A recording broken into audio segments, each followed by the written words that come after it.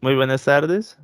Hoy tenemos de invitada especial a Seitel Hernández, artista costarricense, escultora, artista visual, profesora de la Escuela Casa del Artista, Olga Espinaz, San José, Costa Rica, docente de escultura y de dibujo artístico.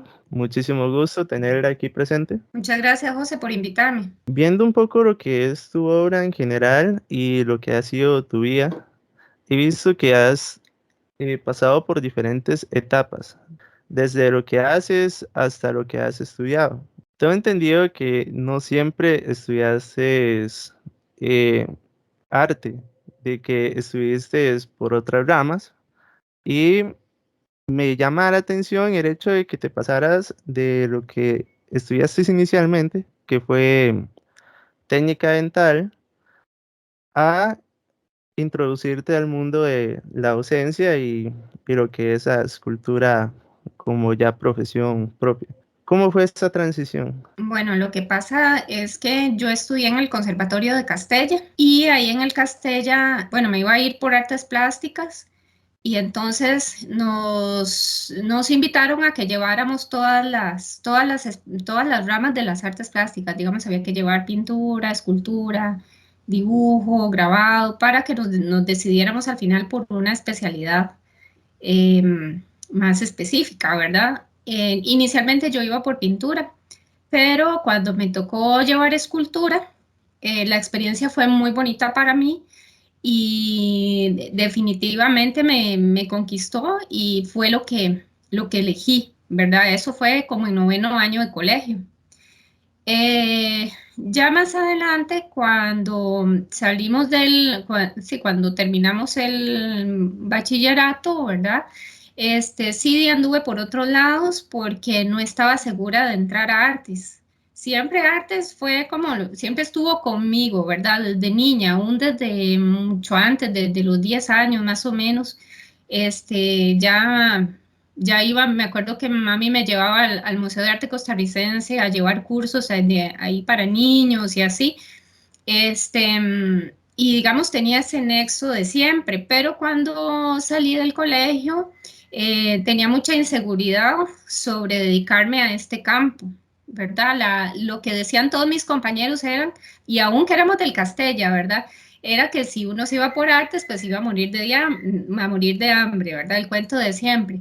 Entonces, en ese momento yo decido estudiar psicología, que era una rama que me gustaba muchísimo también. Y bueno, la cuestión fue que llevé las generales y llevé primer año de psicología, pero tuve una crisis, digamos, como una crisis personal, un poco crisis familiar también y una serie de cosas que me motivaron a estudiar algo rápido. Eso era lo que quería en ese momento. Voy a estudiar algo rápido para tener algo a mano. No me sentía tan segura tampoco en psicología, no porque no me gustara, sino porque, digamos, era como una cuestión de tal vez un problema de hasta inclusive de autoestima, ¿verdad? Porque yo no me sentía capacitada en realidad, pero de alguna manera yo sentí que tenía una intuición que me guiaba, ¿verdad? Y mi intuición lo que me decía era estudie algo rápido, que le ayude a tener un trabajo rápido y después, más adelante, decide qué hacer. Eso fue lo que pensé. Entonces, estudié mecánica dental por 3 años y de esa manera, pues la verdad es que sí cumplí las metas porque no solo me gradué de técnica dental, sino que comencé a trabajar en eso y después de un año de estar trabajando en un laboratorio, decidí tirarme sola, a trabajar sola. Y en ese momento, cuando yo comienzo a trabajar sola, me doy cuenta que quiero volver a las artes visuales. Había algo ya que, como un vacío, ¿verdad? Que yo tenía y que tal vez traía del colegio, ¿verdad? De algo que había hecho siempre y de un momento a otro lo había cortado por varios años y no había vuelto a hacerlo. Entonces, en ese momento yo decido entrar a artes y claro, eso sí tuve que trabajar toda la carrera, ¿verdad? Yo duré como 7 años sacando la carrera porque tenía que trabajar. Y bueno, con la ventaja de que me fue muy bien en mecánica dental, entonces tenía mi propia clientela en esa época Y eso me permitió tener horario flexible y jugar un poco ya con los estudios y el trabajo, ¿verdad? Y bueno, esa fue como la historia, digamos, esas fueron las transiciones. Por ahí el 2005, 2007 comenzaste tus primeros pasos como docente en la Escuela Casa del Artista. Empezó como cuarto tiempo, digamos, trabajando. Ujú. ¿Cómo llegaste a ser profesora? ¿En qué momento de tu vida decidiste mostrar lo que sabías a nuevas generaciones? ¿Cómo fue esa decisión? Bueno, ahí lo que pasó fue que estaba trabajando en un simposio de barba, un simposio de escultura, de los que antes se hacían antes en Barba de Heredia. Y pues ahí llegó José Edwin Araya al simposio y le ofreció el trabajo a un compañero mío, a Efraín Romero, éramos muy amigos, pero a Efraín no le servía coger el trabajo, entonces él le dijo a José Edwin, bueno, ¿por qué no le dice aceite? Y entonces José Edwin me lo ofreció, me dijo que era temporal y ya llevo 16 años en la ECA. Y bueno, así fue como entré inicialmente. Fue como un cuarto de tiempo porque entré nada más a trabajar escultura y bueno, fue una época muy bonita, difícil también porque no teníamos ni siquiera como taller, trabajábamos en unos pasillos y bueno, era un desorden. Si ahora cuesta, imagínense antes. Y me recibieron como con 45 estudiantes, algo así, en cada grupo. Era un montón de gente, increíble. Ya más adelante, yo seguí trabajando en mecánica dental en esa época. Trabajé todavía 2 años más, pero comencé con unos problemas en las manos que me las daba la mecánica dental. Y entonces yo decidí, bueno, en el 2007 me ofrecieron el puesto ya interino, ¿verdad? Porque al principio era por servicios profesionales que me pagaban. Entonces ya el puesto interino implicaba que cogía también clases de dibujo. Entonces yo decidí dejar poco a poco la mecánica dental y fui dejándola porque me afectaba mucho las manos y no me gustaba, me daba miedo que eso me impidiera trabajar en escultura. Y también yo decidí que era un buen momento para dedicarme, digamos, del todo al arte, aunque sea a través de la docencia, ¿verdad? Porque de todas maneras es muy difícil como vivir solamente del arte, ¿verdad? Propiamente, así, llanamente es muy difícil vivir solo del arte. Entonces, por eso tomé la decisión en ese momento y me salí casi del todo de mecánica dental. De vez en cuando hago algo que algún ex cliente me aparece por ahí, que si le saco algún trabajo o algo así, se lo hago, pero nada más, antes sí llegué a trabajar hasta 14 horas diarias, en temporada alta, en el laboratorio dental. Sí, y así, bueno, ya luego me pasé y ya en el 2008 acepté, digamos, y en el 2008 ya entré con el horario completo. Como técnica dental, ¿qué tanto llegó a perjudicar el área de lo que es la escultura, digamos? Porque me Mm, imagino que en esa época todavía hacías escultura mientras eras técnica dental. sí, en realidad no me perjudicó del todo, pero el trabajo en sí de mecánica dental sí pudiera hacer que me fuera a perjudicar, porque el doctor decía que si no se me quitaban las tendinitis que me daban, que me iban a tener que operar y te cortan unos ligamentos o no sé qué es lo que te cortan, algo te cortan, tendones o no sé qué es. Entonces, por ese motivo, digamos, decidí dejarlo, más que todo porque si no, eso iba a seguir y me iba a empeorar. Y ya, bueno, finalmente por dicha se me quitó del todo. Cuando dejando esa profesión, digamos, ya se me quitó del todo porque más que todo lo que afecta es el trabajo minucioso, pero de fuerza. Es como un trabajo pequeñito que se hace de mucha, digamos, de motora fina, pero a la vez con fuerza. Entonces es lo mismo que muchas veces se les hace a los cirujanos, a los pianistas, mecanógrafas, no sé, ese tipo de trabajo genera ese tipo de lesión. Son unos nodulitos que se hacen en las articulaciones. Volviendo ahorita con lo que es esa parte de la docencia, ¿qué es lo que más te gusta de ser profesora? Bueno, hay muchas cosas que me gustan, digamos. Primero, el contacto con la gente, porque creo que siempre fui como muy, bueno, todavía lo soy, muy solitaria. Entonces creo que el contacto con la gente me ha ayudado tal vez en áreas que me gusta fortalecer y en realidad no es que no sea sociable. Creo que sí soy bastante sociable, lo que pasa es que también me gusta como es, mis momentos de soledad y todo eso son como muy apreciados, ¿verdad? Y casi que los protejo. Y luego me gusta mucho el poder transmitir el conocimiento digamos, darle algo nuevo a la persona o darle inclusive algo de, este, como de abrir un poco la mente para que vean que también pueden superar lo que se viene haciendo, digamos.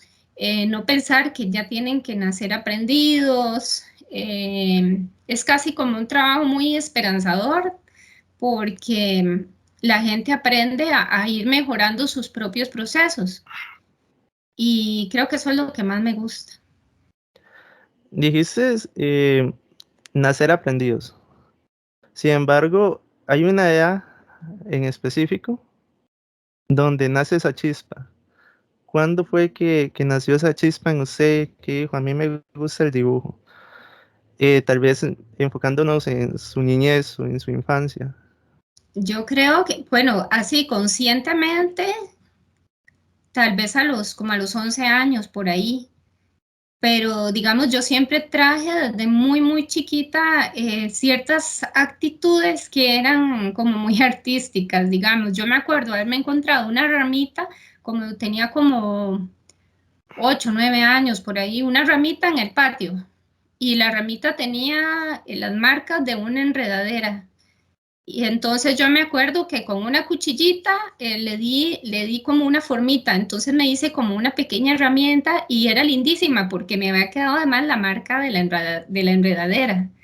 Entonces, ¿por qué hice eso? No sé, pero así, así lo hice. Y luego recuerdo que agarraba semillas no, cáscaras de maní y hacía como bolitas y se las metía adentro, a las mitades, digamos, de las cáscaras, se las metía adentro y hacía muñequitos. Entonces hacía un pasito entero o un coro de ángeles. Me gustaba mucho la Navidad en esa época. Entonces me acuerdo haber hecho un coro de ángeles con puras semillas, por ejemplo, de níspero. Después se desarmó todo, ¿verdad? Se le cayeron como las capas de afuera, las semillas y todo se desarmó. Pero me acuerdo que yo hacía ese tipo de cosas. Entonces digo yo, qué vacilón, no solamente ya me gustaba dibujar y me gustaba hacer cosas con las manos en sí, me gustaban las manualidades y todo eso, sino que ya yo tenía como una cierta tendencia a la escultura, ¿verdad? Y ya conscientemente creo que como a los 10 u 11 años, porque alguien le había recomendado a mis papás que me pusieran en clases de artes porque veían que yo tenía mucha habilidad para pintar. Entonces, me acuerdo hasta mi mamá llevándome al Museo de Arte Costarricense, me acuerdo la exposición que vi así chiquitilla, como de 10 años.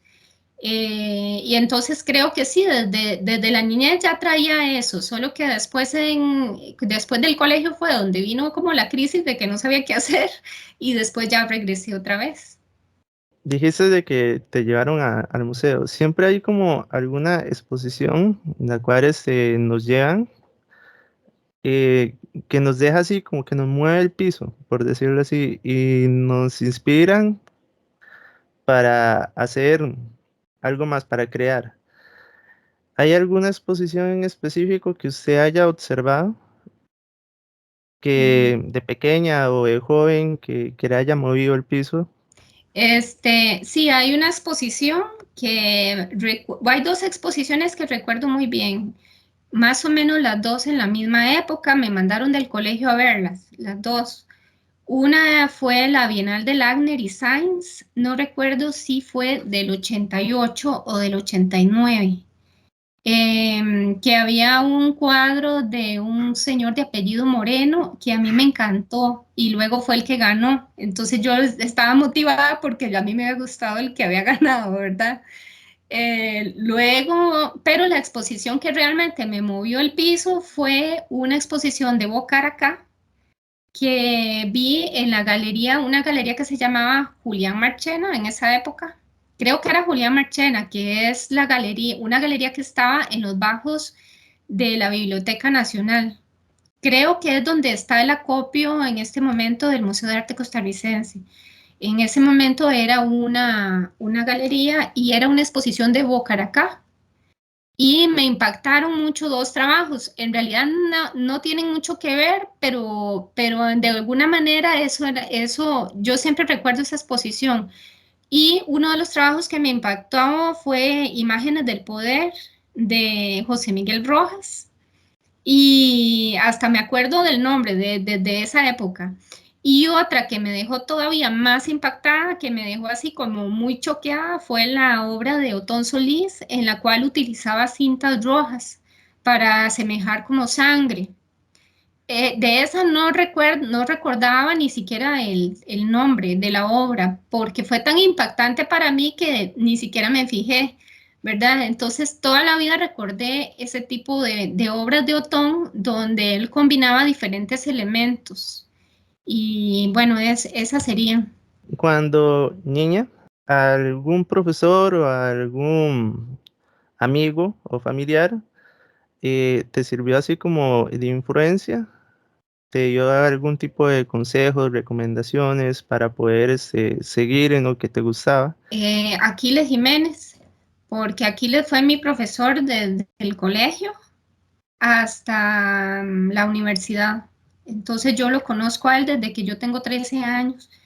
Fue mi primer profesor de escultura. Y yo recuerdo que el motivo por el cual me fui por escultura en parte fue por el estímulo que él me dio, porque él decía que yo era muy buena para escultura. Y entonces eso me motivó mucho. Y después de que también las ideas que él tenía sobre la poesía en el arte, por ejemplo, él tiene una obra muy poética y sigue tipos de pensamiento que son muy poéticos. Por ejemplo, sigue a Gastón Bachelard, que es un fenomenólogo, que a mí me encantó desde que él lo recomendó en el colegio, yo lo leía a Gastón Bachelard. Entonces creo que sí estoy muy ligada a él en ese sentido. Ahora bien, contrario a la pregunta anterior, ¿hay alguien o algo que te desmotivó en algún momento? Ujú. Sí, claro que sí. Yo creo que a todo el mundo le pasa eso. Bueno, no sé si a todo el mundo, pero sí, siempre hay alguien, tanto en el colegio como en la universidad. Siempre hay alguien que te trata mal o te dice que algo está muy malo, pero digamos lo que está, que te digan que está malo, pues está bien si de verdad está malo, ¿verdad? Eh, Creo que es que también es muy difícil enseñar el arte, entonces casi que los entiendo, digamos, pero claro que en el momento puede ser que no haya sido tal vez la mejor manera de decir las cosas, ¿verdad?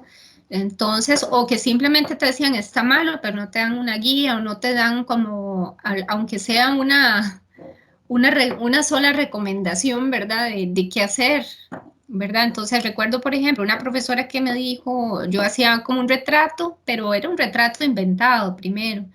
Entonces ella me dijo, no, es que parece una estampita.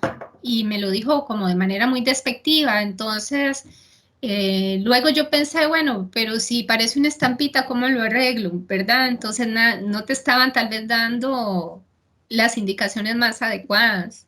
Entonces, de repente, si uno se queda con la idea de que te dijeron eso y está mal solamente, pues sí puede uno como quedarse patinando en el momento, como que no cae muy bien la situación, pero ya después uno analiza todas esas cosas y entonces ya sirven también para que uno se maneje mejor como docente, creo yo. Cuando uno está aprendiendo cualquier disciplina artística, siempre pasa por la parte académica en cuestión de todo tiene que venir bien proporcionado, con buena composición y todo es muy cuadrado. ¿En cuál momento fue que decidiste salirte de esa zona y hacer obra propia? ¿Y qué fue lo que comenzaste primero a hacer? Bueno, ya cuando estaba terminando la universidad, comencé a romper un poco con eso, a explorar materiales más que todo. Pero luego llegó un momento que fue muy importante, que fue justamente cuando comencé a trabajar en la casa del artista, porque cuando yo llegué tenía que enseñar de todo. Tenía que enseñar resina, yesos, madera, piedra, hasta inclusive en el programa venía algo de metales y yo no sabía nada de metales, entonces llevé a un señor para que nos enseñara a soldar y a raíz de esa experiencia yo hice casi que una exposición con las cosas que aprendí de ese señor, ¿verdad? Entonces estaba en contacto con tantos materiales, aparte conocía los materiales dentales, ¿verdad? Entonces como que el tema de los materiales era algo que me atraía demasiado, o sea, como esa variedad y las cualidades de los materiales también. Entonces ahí fue donde yo comencé a romper y creo que ahí fue como cuando presenté mi primera exposición, que fue Desintegraciones, este, que ya digamos la obra ya iba por otro lado totalmente, o sea, ya era una combinación de materiales, inclusive hay gente que dice es que eso es instalación, otra gente dice no, eso no es instalación porque no es lo suficientemente grande, entonces está mi trabajo como metido entre escultura, entre instalación y, y también, bueno, lo que nosotros llamábamos montajes, que para nosotros el montaje era como una especie de escultura o más bien como una especie de instalación, pero pequeña, digamos que no abarcaba mucho espacio, porque en la instalación que yo tengo entendido, el concepto de instalación se refiere a una modificación de un espacio mayor, ¿verdad? Entonces lo mío no siempre era como de una modificación muy grande, ¿verdad? Entonces, más o menos así fue. Es interesante con esta exposición que me mencionas, porque según lo que yo estaba viendo, digamos, sus obras, yo creí que esto era como que lo último que estabas haciendo, No. porque veo que en estas obras en específico trabajas mucho con lo que es diferentes tipos de telas. Sí, son conceptos de vestidos. En la exposición había, creo que eran como 4 vestidos o 5, ya no me acuerdo. Em, entonces son conceptos de vestidos que hablan sobre la represión, sobre la liberación, em, bueno, básicamente como tipos de conceptos relacionados con la cuestión femenina.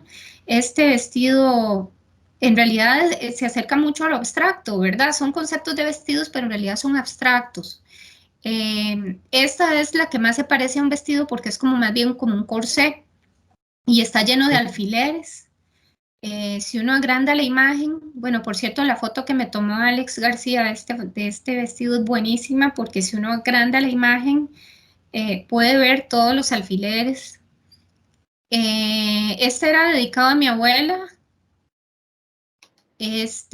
porque mi abuela en su momento pues tuvo que defenderse de mi abuelo, pues ella se ponía como que para que mi abuelo no la tocara irrespetuosamente, mi abuela, imagínate que nació en 1906 y de ahí ella venía como con conceptos de cuidarse y de no dejarse tocar y todo esto, ¿verdad? Que era como muy estricta para esas cosas.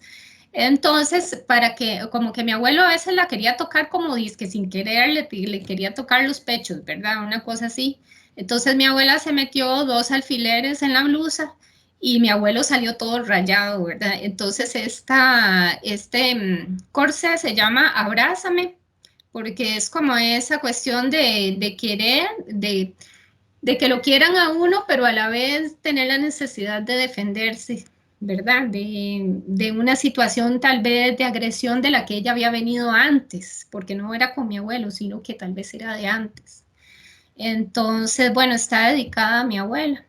Todos los vestidos están hechos con cintas de raso.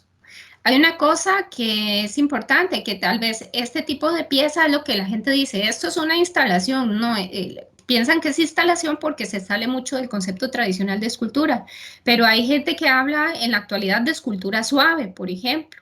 Yo no soy artista textil, pero hay ahora muchos artistas que trabajan desde el textil, trabajan la escultura. Y aquí, pues aquí es combinar algo que es muy clásico como el mármol, casi que con una manualidad, por eso se llama el bordado rojo. Digamos, básicamente es el acto de atravesar un mármol que normalmente se usa para tallar, para talla tradicional. No sé si, bueno, sí, la palabra, es que a veces me cuestionan la palabra tradicional, pero bueno, Porque porque, no sé, a veces los escultores se enojan de que les digan escultura tradicional, pero es que cómo hace uno la diferencia entre lo que se hacía antes, que era pura talla, y digamos, y lo que se hace ahora, que ahora hay muchas opciones, ¿verdad? Entonces yo siempre hago esa diferencia. Bueno, sí, aquí era utilizar este material que se utiliza más para la escultura tradicional para otra función, que en este caso sería el bordar. Y también darle una cualidad como un poco estética y jugar un poco con los materiales. Digamos, la base que tiene esta pieza es de pana. O sea, es una base dura, pero está forrada con pana. Entonces es muy bonita, a mí me gusta mucho. No es porque sea mía, pero esta me gusta. esa escultura en específico me ha llamado mucho la atención. ¿Cómo es que se hace esto y qué tan complejo llegó a ser para usted? Bueno, fue un trabajo que disfruté mucho en realidad. Sí, no estoy acostumbrada, pero casi que me va, yo creo que hasta me va mejor en escultura que en dibujo haciendo esto. Trabajé, es una persona que ya no está, digamos, ella murió hace muchos años, entonces me lo encargaron. Se llama Guillermo Salazar, creo que es un exministro de Educación. Me lo encargaron para el Liceo de Costa Rica, todavía no ha sido colocado. Eh, y bueno, lo que se hizo fue que yo le pedí a la señora, a la viuda, le pedí un montón de fotografías, entonces ella me habrá dado tal vez unas 50 fotos, y yo las pegué todas o las tenía ahí a mano y bueno, primero comenzar a acercarme, así es como yo trabajo, hago primero un acercamiento. Una vez hice un autorretrato también así en escultura, entonces lo que primero hago es un acercamiento, nunca me sale a la primera, digamos, porque igual no tengo tanta práctica, pero lo disfruté mucho, yo lo trabajé en mi taller, entonces iba, ponía música, ponía café, el trabajo de modelado es un trabajo muy lindo, muy relajante, y entonces iba viendo las fotos y lo iba resolviendo conforme las fotos, se iba tratando de descifrar las diferentes partes anatómicas, ¿verdad? Que tiene una persona o que debería de vérsele de manera evidente. Entonces sí hay que revisar fotografías en diferentes ángulos para poder ir descubriendo a esa persona. En algún momento tuve que, había algo que no podía resolver, no recuerdo qué era, si era algo de la boca, creo. Entonces busqué videos en YouTube de él y me tiré no sé cuántos discursos de este señor para poder ver cómo se le movía esa parte que no le podía resolver. Recuerdo que cuando llegó la viuda a verlo la primera vez, no se parecía para nada todavía. Bueno, entonces ella nada más la vio, ya me dijo que no le gustaba y entonces yo lo tomé en cuenta. La boca no le gustaba, entonces bueno, yo lo tomé en cuenta, pero la segunda vez que llegó la señora, que ya lo tenía así, ya sí se le vinieron las lágrimas, ¿verdad? Entonces yo dije, bueno, ya la pegué, ¿verdad? Porque es un trabajo como que hay que ir haciendo el acercamiento. Bueno, yo voy haciendo ese proceso de acercarme a la persona físicamente, digamos.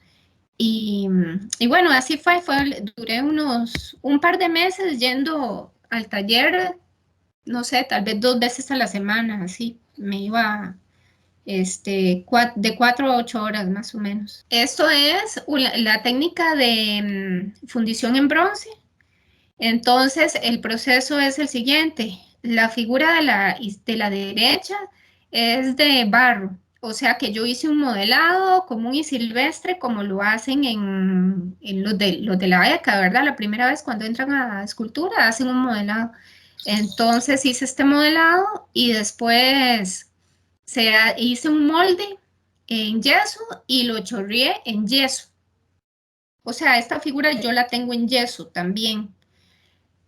El yeso me lo llevo para la fundición y en la fundición le hacen un molde de silicón y lo chorrean en cera. Entonces, la foto de la izquierda es ya cuando me llaman a mí para que vaya a retocar la cera. Entonces ya esa es la misma escultura, pero en cera. Vean que el material es un poquito diferente, ¿verdad? Tiene ahí inclusive unas arruguitas ahí que yo se las tengo que quitar y rellenar poros y eso.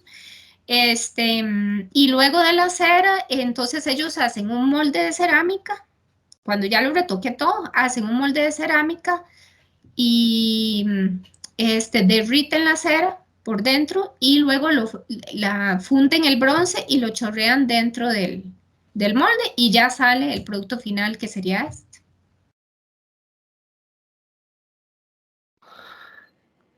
Qué proceso más largo. Sí, por eso, bueno, muy difícil que lo haga uno solo, ¿verdad? Eso sí, ahí sí se ocupa apoyo profesional,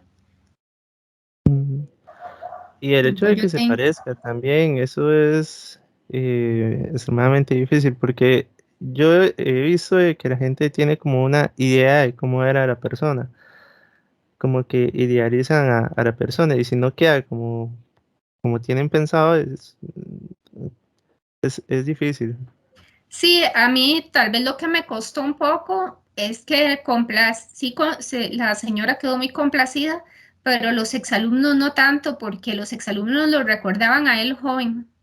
Entonces fue Ah, un detalle que no se tomó en cuenta, porque si me hubieran dicho que lo hiciera joven, lo hago joven, pero yo quería sí. hacerlo mayor más bien porque también él digamos, es digno llegar a cierta edad y sea como sea, él no murió tan viejo, pero de ahí ya había tenido su camino recorrido y yo quería como rendir homenaje a eso. Cuando yo era niña, trabajaba figura humana, siempre trabajaba figura humana femenina, casi siempre. Entonces, bueno, esta pieza que ves aquí, esta es ya es de la universidad. Entonces yo inicié, fue una de las primeras.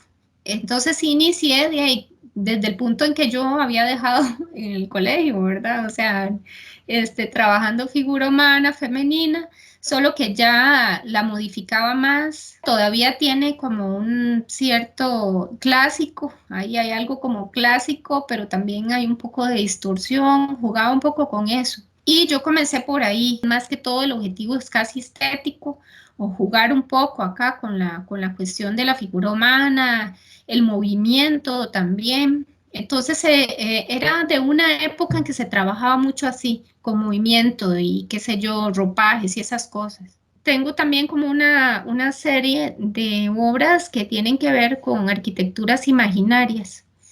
Entonces me gusta mucho el tema de las escaleras, el tema de las piedras en sí, digamos, lo que es dejar partes de la piedra en bruto. eh, y luego partes que se asemejen a algo, como dijo usted, una casita, pero ¿qué le indica que es una casita, verdad? O sea, es vacilón porque es como cuadradita, chiquitita, parece que tiene una puerta, pero en realidad es una raya. Entonces, pero me encanta, claro, que lo interprete como una casita, porque es un poco la idea. También yo jugaba mucho con el color. Bueno, toda la vida me ha gustado el tema del color. Entonces, esta es una piedra amarilla y la base es azul, aunque ahí no se vea bien, pero en realidad toda la base es azul y se llama el mirador. Hay otra escultura que es muy especial para nosotros, puesto que está ubicada en la Escuela Casa del Artista, en el pequeño jardín donde se encuentra el cuadro de Doña Olga Espinal. ¿Cómo llegó? Bueno, primero, el significado, cómo la hizo y cómo fue a llegar a la institución. Bueno, me invitaron a este simposio, era la primera vez que iba a trabajar en grande con equipo especial que nunca había utilizado. Entonces uno de los discos que uno utiliza son especiales, son discos especiales para hacer planos, para cortar la piedra y que vaya quedando de estos planos. Entonces yo dije, bueno, voy a hacer como una especie de ejercicio para aprender a usar esta máquina. Entonces realicé una maqueta que, por cierto, aquí la tengo. Bueno, aquí se ve chiquitita. Bueno, esa pieza entonces, en realidad no quise como darle muchísimo significado, simplemente traté de hacer algo que yo sintiera interesante y que fuera geométrico para aprender a usar el disco. Entonces, un poco para romper la rigidez de la pieza, entonces fue que le agregué estas líneas que tiene, que de un lado son líneas rectas, del otro lado son líneas curvas, porque de un lado es el sol y del otro lado es la luna. Entonces se llama la torre celeste. Y el centro es un elemento pues de unión, de unificación. Esta pieza tiene una parte quebrada en la parte de atrás, que para mí eso representa, es como la huella del simposio en sí, porque cuando llegas a un simposio no sabes cómo te va a salir la piedra, entonces a veces a uno se le puede partir o hasta partir en dos la escultura incluso. Y en este caso se cayó un pedacito en la parte de atrás, entonces bueno, así lo dejé y así me gusta porque también representa un poco o me ayuda a romper un poco la rigidez de la pieza. Ah, bueno, y luego estuvo en Alajuela, se la llevó un señor a una galería que tenía allá y después el señor cerró y nos pidió que nos lleváramos las piezas, otra compañera también la tenía ahí. Me la llevé para Editus, donde fue expuesta también en una exposición que fue una expo solo mujeres escultoras. Y en Editus se quedó muchos años hasta que cerraron también y entonces teníamos que llevarnos las piezas nuevamente y entonces me la recibieron en la ECA. ¿Cómo empezó el gusto a la fotografía? Bueno, comenzó porque toda la vida me ha gustado, así, aunque sea por ir a pasear o lo que sea, guardar fotos para recordar. Después, casi todo, casi siempre como un asunto de memoria, ¿verdad? De recordar un evento, una situación, o qué sé yo, siempre me ha gustado.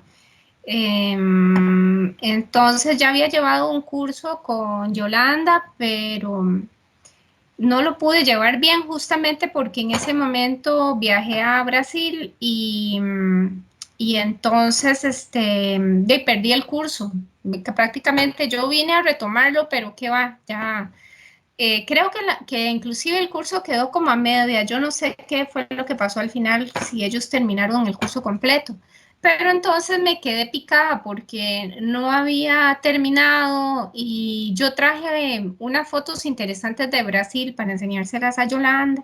Algunas le gustaron, pero al final me di cuenta que casi todos los parámetros eran como los mismos y que no tenía control del asunto. Este, y entonces, ahora que, o sea, siempre me quedé con las ganas y después usted me dijo que sí iba como oyente y entonces ya cuando me uní al grupo me gustó mucho y entonces decidí continuarlo. En la actualidad, mi trabajo de maestría tiene que ver con fotografía. Tiene que ver con fotografía y escultura, con ambas cosas. Entonces yo consideré que era muy oportuno hacer el curso para por lo menos manejar bien la parte técnica, porque yo necesito defender bien el trabajo y desarrollarlo bien, el trabajo de maestría, entonces por lo menos iniciar desde la parte técnica, porque recientemente incluso cambié un poquito el tema y ahora más bien voy a hacer algo que tiene que ver más con la toma de fotografías. Antes tenía que ver con cianotipia, que fue la charla que te di en el curso. Pero debido a la pandemia, sale más difícil ahora traer los químicos y porque hay que traerlos de afuera. Entonces, por eso me cambié un poco el proyecto y ahora necesito más bien conocer bien la cámara, básicamente. Entonces, creo que me parece una herramienta muy útil y que la han utilizado, según mi investigación, pues la han utilizado otros escultores desde finales del siglo XIX. La fotografía cuando uno está empezando llega a ser una materia aburrida, muy aburrida. Uno siempre se mete con el entusiasmo porque tal vez ve fotógrafos y que le llama la atención, que les mueven el piso, o incluso tal vez no solamente fotógrafos, a lo mejor y uno, una película, y uno vea una serie y uno dice, wow, ¿cómo se hace esto? ¿Verdad? Pero cuando ya llega en la parte teórica, digamos, del manejo de la cámara, triángulo de exposición y todo eso, muchas personas tienden a salirse, salir corriendo. ¿Qué te hizo permanecer? Verás que más bien a mí me resultó más interesante el principio, Ajá. porque como te digo, quedé picada por el asunto de los parámetros que realmente no los, no los sabía usar. Entonces, conforme fuimos viendo los diferentes tipos de foto y cómo con el control de los parámetros se podían lograr, más bien me fue interesando más. Entonces, eso me hizo permanecer. También lo que pasa es que tal vez, digo yo, bateando un poco, puede ser que mi área de la escultura, que es un área muy engorrosa, digamos, engorrosa en el sentido de que los procesos son muy largos, hay que tener mucha paciencia, cuando sacas la escultura se te quiebra, bueno, hay una serie de cosas que tenés que tener como una paciencia enorme, ¿verdad?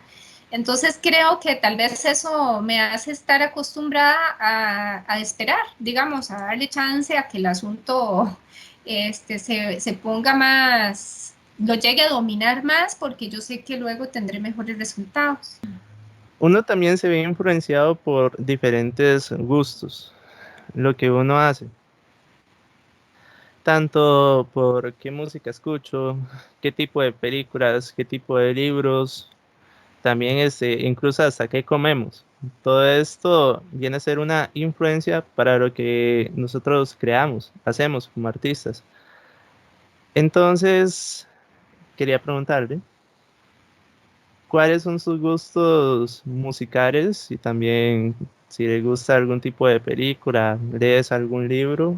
Bueno, básicamente en la música no sé si me influencia en el arte algo, pero me gusta mucho la música de los 80s y de los 70s, alguna de los Ujú. 90s en inglés, ¿verdad? Entonces, bueno, lo que hablábamos la otra vez de que yo escucho radio, ¿verdad? Escucho, que eso me llamó la atención que dijeras, ah, usted escucha radio, porque yo oigo Radio 2 o Super Radio, eso es lo que oigo.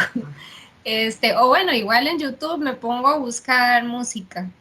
Este, mm, Luego creo que hay una cosa que sí me influencia más, que es la parte de literatura. Eh, he leído bastante a Gastón Bachelard, que es este autor que que a Aquiles le gustaba mucho, y que es un tipo de filosofía que se llama fenomenología, pero que cuando uno lo lee en Gastón Bachelard es como muy poética. Y lo he leído varias veces porque además no he entendido siempre, pero cada vez entiendo Ujú. más y sí me gusta mucho. Pero me gusta mucho un autor que se llama Haruki Murakami, que produce novelas y cuentos de distopía. Y me encanta, o sea, más que todo la novela, más que los cuentos, me encantan las novelas porque son muy largas. Entonces son tal vez 2 tomos así, ¿verdad? Y me encanta, o sea, yo comienzo a leer eso y tiene para mí un impacto muy fuerte y me gusta conocer incluso un poco de la vida de Haruki Murakami, de sus costumbres y demás. Él, por ejemplo, corre 1 hora diaria. Entonces digo yo, ah, yo soy como Haruki Murakami porque ahora con la pandemia Ujú. ahora camino. Entonces ahora me voy desde Tibás a Guadalupe caminando. Entonces siempre me acuerdo, a mí me gusta mucho caminar, no lo hago solo porque me da miedo el bus y así, porque ya hasta le perdí el miedo. Pero me gusta caminar porque me hace pensar, me refresca las ideas, me hace sentir mejor. Y luego me di cuenta que Haruki Murakami corría 1 hora diaria. Entonces eso me inspira, digamos, es como una cuestión muy inspiradora. Y el tema de la distopía me encanta. No sé si se refleja en algo en lo que yo hago, pero creo que en algún momento puede que se refleje. Usualmente me gusta mucho bailar sola, entonces, y sí me motiva muchísimo la música. Yo sin música no puedo pasar. De hecho, yo cocino y estoy cocinando con música, por ejemplo. Y entonces, cuando yo bailo, yo hice danza contemporánea muchos, muchos años. Es algo raro, pero sí hice danza contemporánea. No era lo mío tal vez, pero durante muchos años, cuando la dejé, yo soñaba que bailaba. Entonces, hay muchas cosas que son de relajación, como decís vos, que creo que son detonantes. Entonces, en mi caso puede ser bailar, simplemente poner música y bailar. Y Sergio ya sabe que yo ando ahí como loca, ¿verdad? Por toda la casa. Este, porque Sergio no, además no le gusta bailar. Eh, o puede ser caminar también, caminar, salir a un lugar natural también, estar, por ejemplo, de paseo en la playa, o a veces yo vivo acá muy cerca de la plaza de Jardines de Tibás, a 25 metros de la plaza vivo, y la plaza es muy bonita, la cuidan mucho, entonces yo salgo y me relajo ahí, me voy y me siento a ver gente y a ver perros y así, a ver zanantes. Este, y hace muchas actividades ahí también bonitas. Entonces, es el tipo de cosas me estimulan a que comience a darle vuelta a una idea. Y a veces sale algo espontáneo o a veces sí tengo que pensarlo mucho, ¿verdad? A veces tengo que dibujar, a veces tengo que hacer maqueta o a veces comienzo directamente con algo. Yo practico meditación un poco más que todo por relajación, porque yo soy muy ansiosa. Entonces, por medio de la meditación he logrado tener mucho control de la ansiedad. Bueno, no control, sino más bien bajar. Y entonces, también a través de prácticas de meditación, he llegado a algunas ideas. Muchísimas gracias por la entrevista. Fue muy bonito compartir con usted su gran trayectoria desde sus inicios como escultora hasta la fecha como docente. Un agradecimiento por parte de la Casa del Artista y mi servidor también por todos los años que nos ha compartido su conocimiento y este registro que queda aquí para futuras generaciones. Entonces, un agradecimiento muy grande. Gracias. Gracias a usted, José, y saludos a todos. Bueno, muchísimas gracias. Nos despedimos así.